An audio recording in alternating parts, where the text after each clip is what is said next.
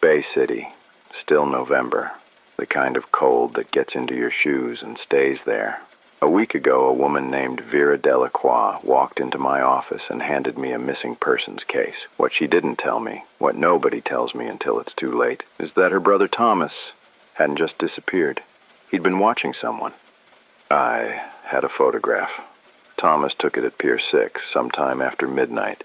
In it, Senator Cal Harwell, a man whose name was on every campaign poster from here to Sacramento, and standing next to him, someone else, someone nobody could put a name to, until last night. I'd spread the photograph out on my desk.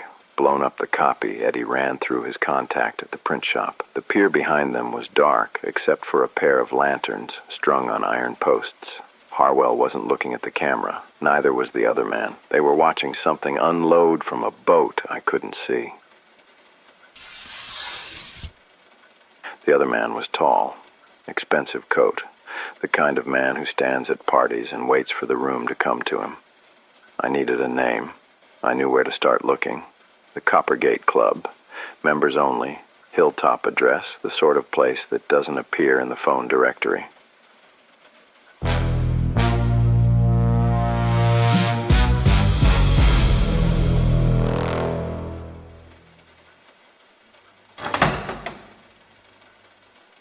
The Coppergate Club occupied a stone manor house on Regent's Bluff. The doorman had let me in after I'd shown my license and dropped the name of a city alderman who owed me a favor. Past the entrance hall, leather chairs, a fire already going, there was a bar.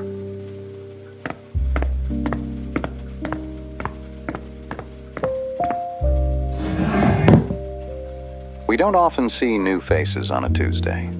What can I get you? Bourbon, neat, and a minute of your time if you can spare it. Bourbon I can do. The minute depends on the question.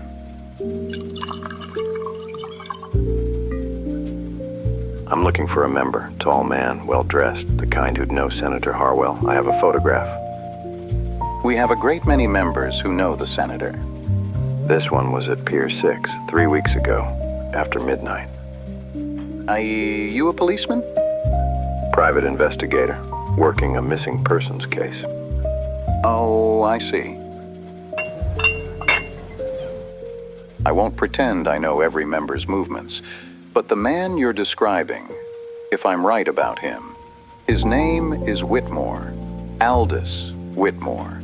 He's in property, among other things. Does Whitmore come in often? He used to, not in the last month. Why'd he stop? I couldn't tell you that, truly. One more thing. Anybody been asking about Whitmore before tonight? A man came in about 2 weeks ago. Said he was a journalist. I didn't believe him. Tall, dark hair, about 30. That's the one. He had a camera bag with him. I asked him to leave it at the cloakroom. Did he come back? No. Thomas Delacroix had been here. 2 weeks before he vanished, he'd walked into the Coppergate Club asking about Aldous Whitmore. Sal knew more than he was saying. You don't work a bar at a place like this without learning which questions to answer and which to leave on the counter. But he'd given me a name. For now, that was enough.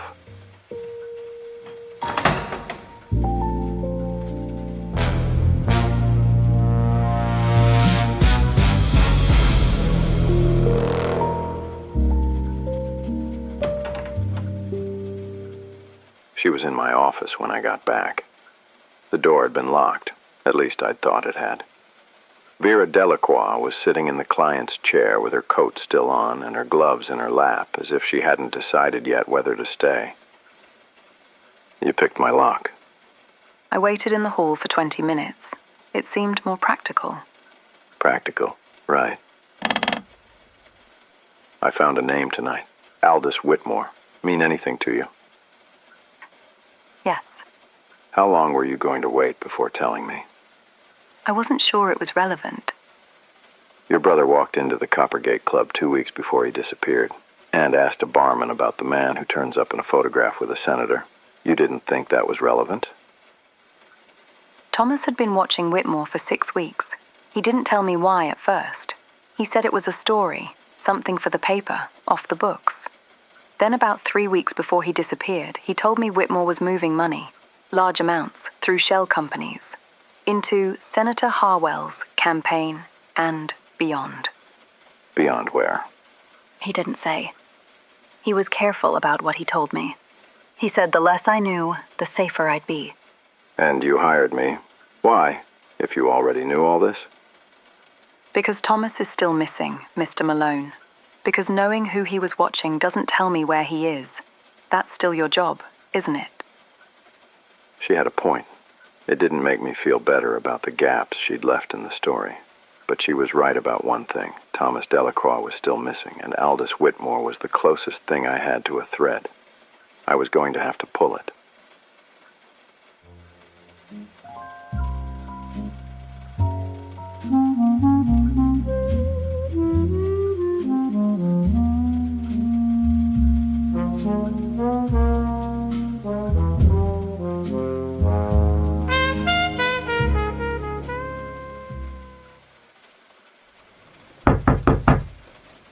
Vera had gone.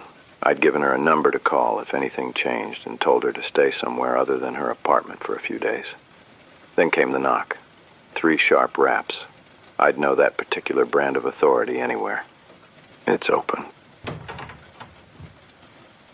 You should lock your door, Malone. Second time I've heard that tonight. Sit down, Captain. The Delacroix file. I need you to tell me where you are with it. Client confidentiality. Don't give me that. I'm not here officially. I came on foot. What's happened? Someone in the department pulled the missing persons report this afternoon. Not copied. Pulled. The original, the follow-up, everything. Signed out to an internal review that doesn't exist. How high up? Oh, higher than me. You didn't come here to warn me off. No. I came to tell you that if you're going to keep digging, you need to know the hole goes a lot deeper than a missing photographer. There are people in this city who will not thank you for finding what's at the bottom.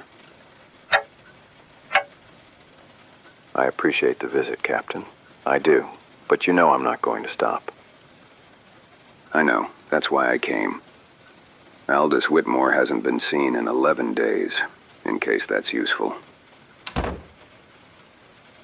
Bryce was one of the straight ones. He'd carried the weight of this city's corruption on his shoulders for 30 years, and it hadn't broken him yet. But you could see the cracks. He wasn't warning me off. He was warning me in. There was a difference. I just had to stay alive long enough to appreciate it.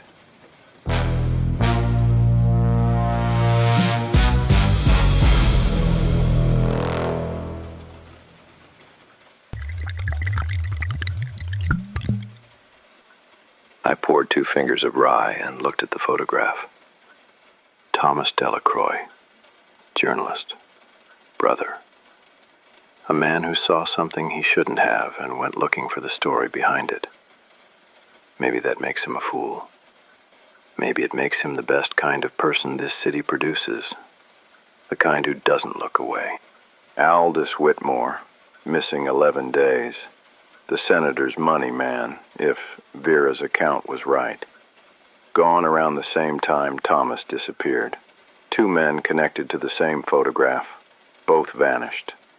Either they ran together or somebody made them disappear. I knew which one I believed. Vera had come to me because she had nowhere else to go. Bryce had come to me because he couldn't go where I could, and I was going to go there because, well, old habits. Tomorrow I'd find out what Aldous Whitmore's property business was a front for. I'd find out who'd pulled that police report and why. And And somewhere in all of that, if I was lucky, I'd find out what happened to Thomas Delacroix. Bay City had been keeping secrets since before I arrived. It always gave them up eventually. You just had to ask the right people. Oh, usually with a locked door between you and them when you did.